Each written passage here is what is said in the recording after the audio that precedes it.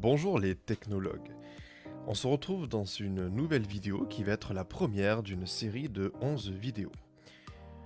Nous avons connu cette année, et depuis maintenant même 2 ans, de nombreuses difficultés pour avoir un suivi efficace des cours et des différents programmes. En effet, la situation sanitaire a créé une vraie altération du suivi des cours, cette année particulièrement.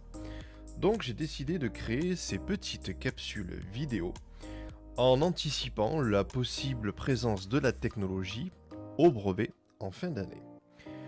Ces vidéos ont pour objectif général d'essayer de vous accompagner, de combler ces manquements et d'essayer de faire en sorte de vous aider à la préparation de l'épreuve.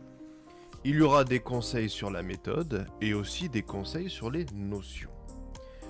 Attention cependant, je préfère prévenir, ces vidéos n'ont pas vocation à remplacer les cours. Ce n'est que ma vision des éléments à retenir et qui sont à croiser avec d'autres sources d'informations, comme il faut toujours le faire, notamment sur Internet. Ce ne sont pas non plus des cours approfondis, mais ce que je considère être le minimum à maîtriser en vue de l'épreuve et à consolider avec des exercices et divers sujets. À vouloir trop simplifier et vulgariser, je risque parfois d'être approximatif, et je m'en excuse, et parfois des notions qui risquent d'être un peu survolées alors qu'elles devraient être approfondies. Il faudra être vigilant à ça et ne pas hésiter à revenir en classe avec vos questions ou les éléments qui vous semblent encore flous sur ce que j'ai pu aborder. Au niveau de ces vidéos, je vais vous faire une petite liste des différentes vidéos qu'il y aura.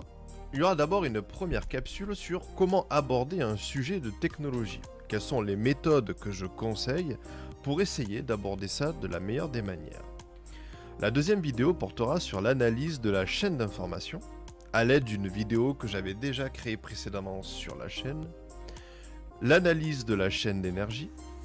L'analyse fonctionnelle, avec notamment par exemple les choix de solutions.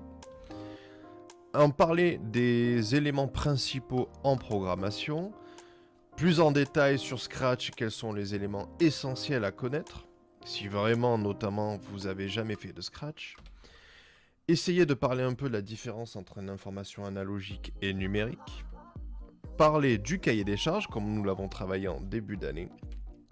D'autres notions qui parfois sont plus secondaires ou qui seront difficiles à demander dans une épreuve de brevet. Et ensuite, nous ferons un bilan de toutes ces notions-là et essayer de voir qu'est-ce qu'il faut retenir. Merci d'avoir regardé cette vidéo. N'hésitez pas à voir et revoir les vidéos sur les notions qui vous intéressent, toujours sur la chaîne TechnoChauvet, où vous trouverez aussi de plus anciennes vidéos ou des travaux faits en classe. Vous pouvez jeter un œil aussi au compte Twitter TechnoChauvet sur lequel je mets au fur et à mesure dans l'année des photos, des vidéos, des différents projets que vous menez en classe. Bref, restez connectés, on se retrouve j'espère bientôt en classe et d'ici là, restez curieux.